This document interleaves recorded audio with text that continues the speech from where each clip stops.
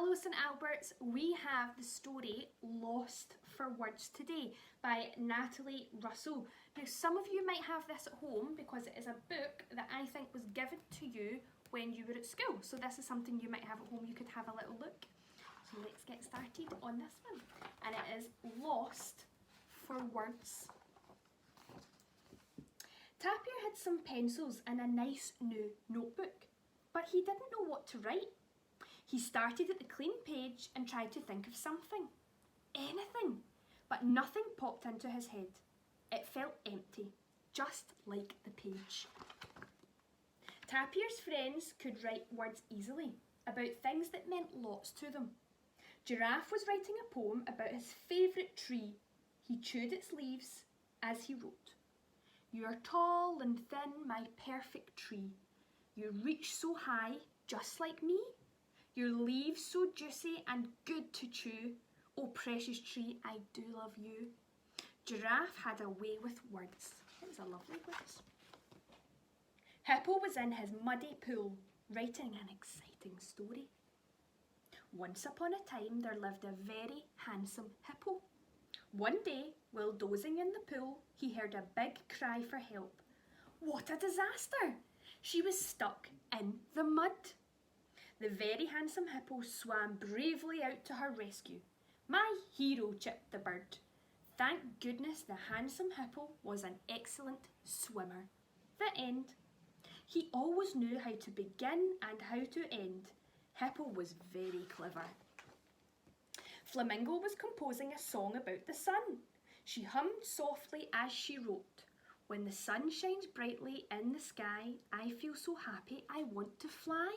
I stretch my neck and fluff my feathers. For me, sunshine is the best of weathers. But when the clouds come and then the rain, my long, long legs become cold again. Her song was so perfect it brought a tear to Tapir's eye. I must be doing something wrong, thought Tapir.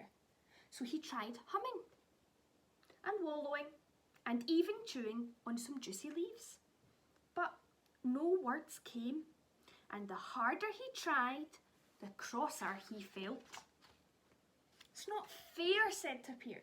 Don't worry, said his friends. You'll think of something. But Tapir wasn't so sure, and he walked away. Doesn't look very happy, does he? Let's hope he thinks of something. Far away to a quiet place on top of the hill. And then Tapir looked out of a beautiful view and began to think. Then very carefully he opened his notebook and unpacked his pencils. What do you think he's going to do? And without a word he drew the sun, big and round, right at the top of his page. A bright sun, especially for flamingos.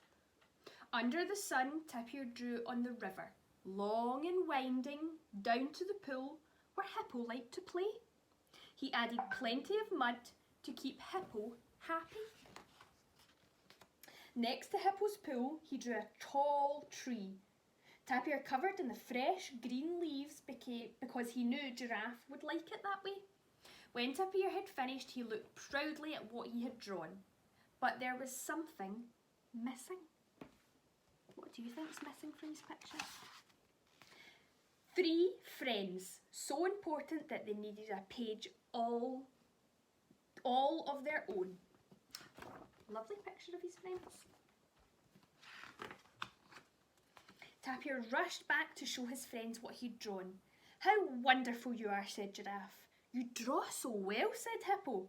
It's beautiful, whispered Flamingo, wiping a tear from her eye. Tapir didn't need words after all, not one. His colourful drawings said everything he wanted to say. And it said it perfectly. Look at all of the pictures he draws. See them?